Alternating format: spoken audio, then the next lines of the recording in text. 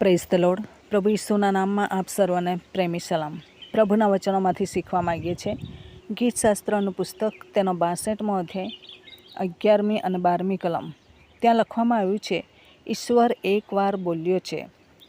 આ વાત મેં 2 વાર સાંભળી છે કે સામર્થ્ય ઈશ્વરનું છે. વળી હે પ્રભુ, કૃપા પણ તારી જ છે. તું દરેક માણસને તેના કામ પ્રમાણે બદલો વાળી આપે છે.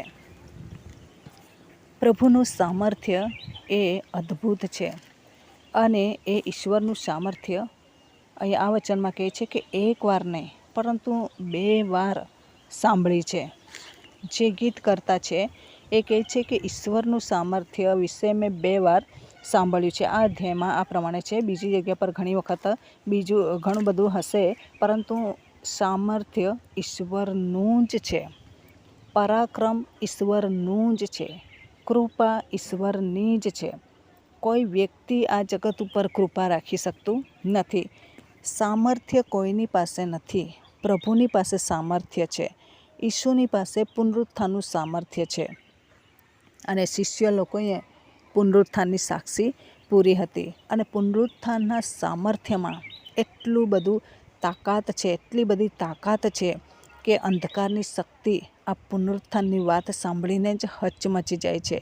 કેમ કે ત્યાં એનો ચુકાદો થયેલો છે. એદનવાડીમાં બહુ ફાવી ગયો શેતાન. આદમ અને હવાને લલચાવીને બધો અધિકાર લઈ લીધો, સામર્થ્ય લઈ લીધું.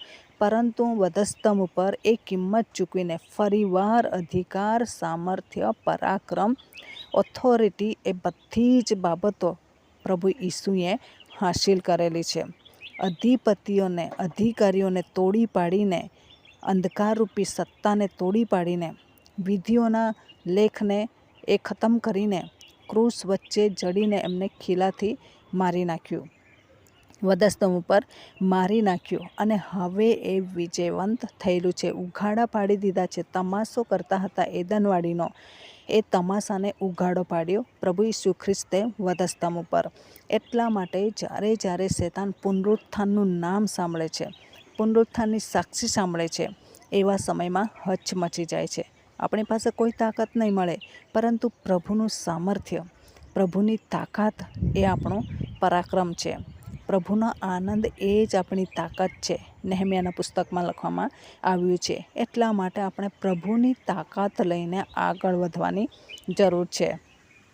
જો આપણે પ્રભુની તાકાત હાંસિલ કરીશું તો હર અંધકારની શક્તિને હરાવી શકીશું. હર કોઈ એવા ગ્રુપો હોય, એવા દુષ્ટ આત્મા ઘણા બધા હોય, સેનાઓ હોય. એક કબ્રસ્તાન બાજુથી જે છોકરો જઈ રહેલો હતો, દુષ્ટ આત્માગ્રસ્ત હતો, એનામાં સેના હતી. એક ભૂત નહીં, હજારો ભૂતો હતા. અને એમાંથી પ્રભુ એ છોકરામાંથી ભૂતોને કાઢે છે, સેનાને બહાર કાઢે છે. એ છે પ્રભુનું સામર્થ્ય, એ છે પ્રભુની શક્તિ.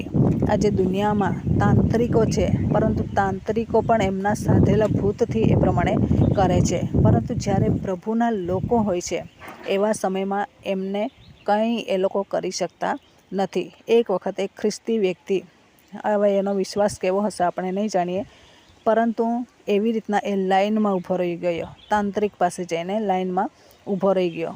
દૂરથી પહેલાં તાંત્રિકે લાઈનમાં ઊભેલા ખ્રિસ્તી વ્યક્તિને જોયો અને શું કીધું, અરે ભાઈ, તું શા માટે લાઈનમાં છે? તારો દેવ છે ને એ બહુ મોટો દેવ છે, તું જતો રહે. એવી રીતના એણે કીધું. હવે પહેલાં લોકોને બી ખબર છે કે પ્રભુનું સામર્થ્ય કેટલું મોટું છે. પ્રભુનું સામર્થ્ય હોય એમાં અમે કંઈ નથી કરી શકતા. તો તું આટલા મોટા સામર્થ્યને છોડીને અહીંયા કેમ આવ્યો છે? તને નથી ખબર, એટલી મને ખબર છે પ્રભુ વિશે, પ્રભુના તાકાત વિશે, પ્રભુના સામર્થ્ય વિશે, એમ કરીને કહી દીધું. એક વખત એક બેનને એક સાક્ષી મેં સાંભળેલી. 40,000 આપીને એ બેનને તાંત્રિકના હાથમાં સોંપીને પીછો કરવાને માટે કોશિશ કરી. પરંતુ એ બેન જ્યારે ઘરમાંથી નીકળે, પ્રાર્થના કરીને નીકળે, ઘરમાં તો પ્રભુનું સામર્થ્ય, પ્રાર્થના દ્વારા ઘરને બાંધેલું, એટલે દુષ્ટ શક્તિ ઘરમાં એન્ટર થઈ શકે નહીં. પરંતુ જ્યારથી એ બેન બહાર નીકળે ત્યારથી એ દુષ્ટ શક્તિનો પીછો કરતું આખો દિવસ જ્યાં હરે ફરે ત્યાં એનો પીછો કરે, કેવી રીતના એને વશમાં લો. પરંતુ એ બેન પ્રાર્થના સાથે જ્યાં જાય ત્યાં જાય અને પછી એવી રીતના પાછા આવી જાય. પછી એ તાંત્રિક દુષ્ટ શક્તિ ત્યાં સુધી આવીને પછી તેનાથી કંઈ નહીં થાય એટલે પાછું જતું રહે. બીજા દિવસે રાહ જુએ, ત્રીજા દિવસે આવી રીતના જાય. આખો દિવસ કેવી રીતના એ કરવાનું એના માટે કોશિશ કરે, પરંતુ પેલા બેનનું મન એટલું પ્રાર્થનામય મન કે શેતાનને ચાન્સ જ નહીં મળ્યો કે આને કેવી રીતના એ કરું. અને છેલ્લે હારી થાકીને 40,000 લઈને પેલા તાંત્રિકે પેલા ભાઈને આપીને શું કીધું કે આ બેનને હું કંઈ કરી શકું નહીં, આ તારા 40,000 લે, મારાથી આવા પ્રભુના હાથમાં સોંપાયેલા વ્યક્તિથી મારાથી નહીં થાય. એવી રીતના એણે એ કરી દીધું. ઘણી વખત પ્રભુના સામર્થ્યને આપણે કમજોર માનીએ છીએ. પ્રભુનું સામર્થ્ય એટલું જ છે, તાકાતવાન એટલું જ છે કે એને આપણે આંકી નથી શકતા, પરંતુ આપણી બોલીથી, આપણા પોતાના અંદાજાથી આપણે એ પ્રમાણે થોડું આંકી દઈએ છીએ કે પ્રભુનું સામર્થ્ય આટલું છે. પરંતુ હકીકતમાં સમુદ્રને જુઓ, આટલો મોટો સમુદ્રને વશ કોણ રાખે? જ્યારે હું કન્યાકુમારીમાં જોવા ગઈ ત્યારે મને નવાઈ લાગી કે સમુદ્રને બનાવનાર ઈશ્વર, ઓહો, આ કોઈ રાજા કંટ્રોલ નથી કરી શકતો. મંદિર બનાવેલું છે એમ કરીને કહેતા હતા, તો મને એમ કે બરાબર મધ્ય દરિયામાં હશે, એ એકદમ કિનારા પર છે, એ બી જેમ તેમ કરેલું હશે, ત્યાં બી જવાને માટે લોકો બીતા છે. તો એટલું સમુદ્રને વશ નથી કરી શકતા, પ્રભુ એને વશ કરે છે, પ્રભુએ બનાવેલો છે. એટલો તાકાતવાન પ્રભુ આપણો છે. તો નાની પરિસ્થિતિ જે શેતાન લાવે છે એનાથી આપણે કેમ બી જઈએ છીએ, એનાથી કેમ આપણે હારી જઈએ છીએ? આપણે હારવાની જરૂર નથી, પરંતુ આપણે હિંમત રાખીને એ પ્રભુના સામર્થ્યને લેવાનું છે.